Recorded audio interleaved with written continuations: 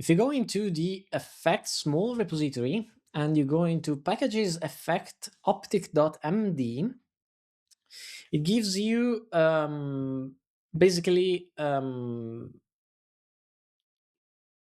packages effect optic.md.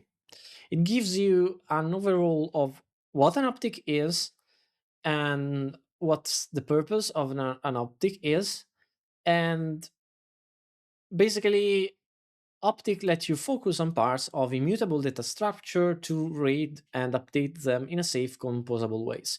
So basically, with optics, you are basically creating lenses. That's why it's called optic.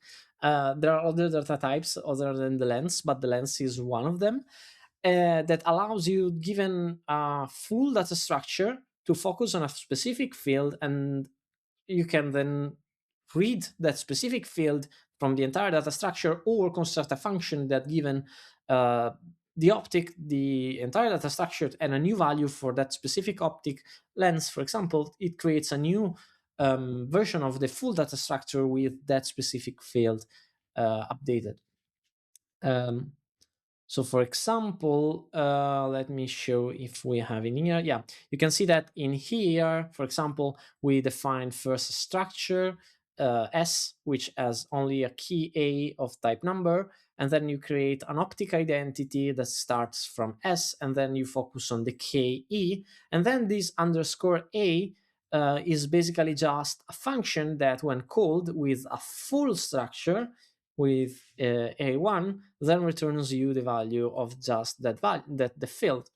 And then it also gives you things like, for example, replace and modify, that, as I said before, allows you to change the value at that specific lens, at that specific path, and create back a new copy of the entire immutable data structure with that updated.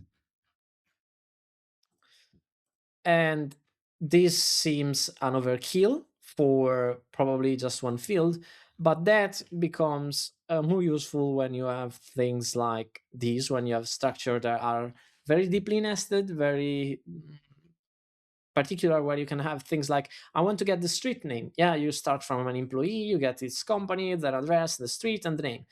And then if you want, for example, to modify the street name and be sure that the street name is all capitalized, well, you can just say, take your optic and then say modify.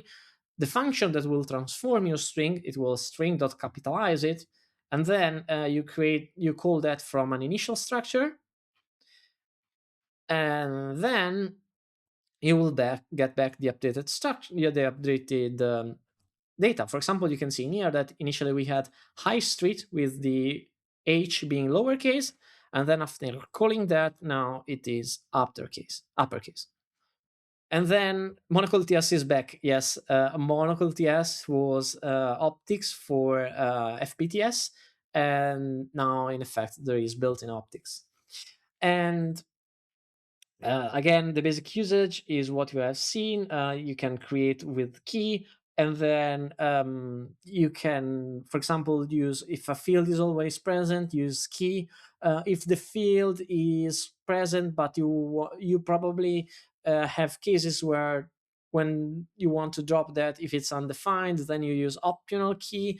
If you have a field that's an union of different cases, tagged by a tag, you could use tag to address a specific member of those ones. Or if you want to address a specific index of an array, you use at. Or if you want to basically target all of them, you use a combination of them.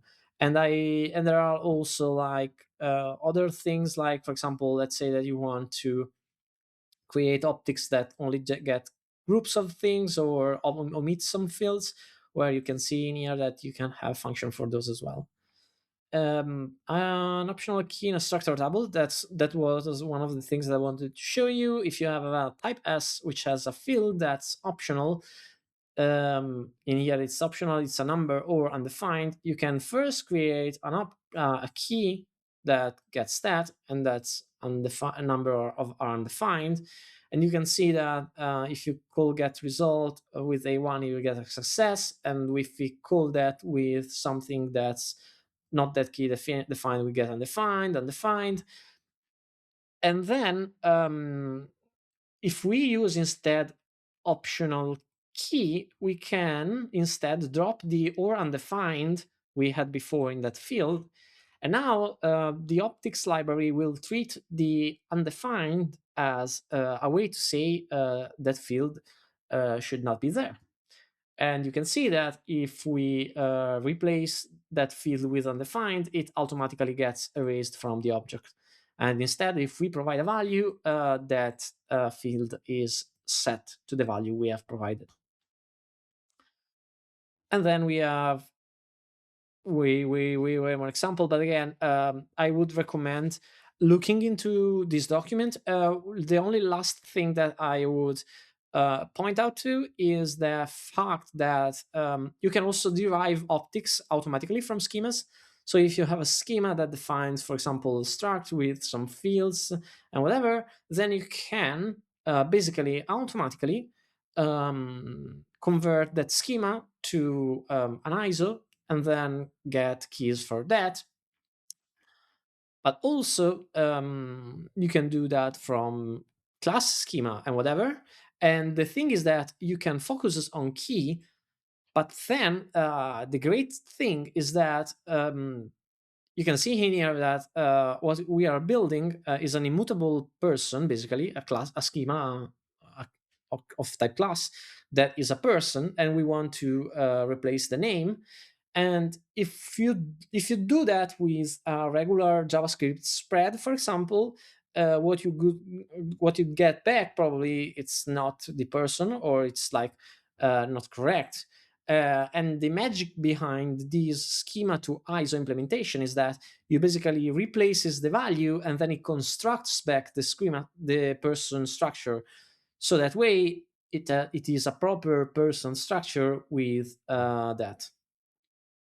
What is that underscore name pattern? Is that recommended? It is just a naming convention that Giulio, I think, adopted.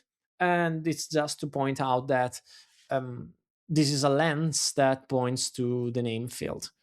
But that's not something you must have, let's say. And the last thing I want to do is that also the optics that effect schema has is integrated with produced from immer. If we recall correctly, the last stream where we have spoken about foldkit, for example, we mentioned that foldkit used an album style architecture, and that means that your model needs to update in an immutable way, take in the old model and create a new model. And immer is a way to basically, instead of spreading all of the way or using lenses, you basically call a function called produce. You start with a state and then you get a draft. You are free to modify and line the things imperatively inside of the draft function, and that has to be synchronous. And then it returns back a new copy of said state object that has that value modified. So basically, you write as if the object was mutable, but behind the scene, it is just recording the changes you are doing and then creating a new object with the same changes. And then, yeah, declarative versus manual handling of optional data. You can see in here, you can call produce, and it works. And that's really it.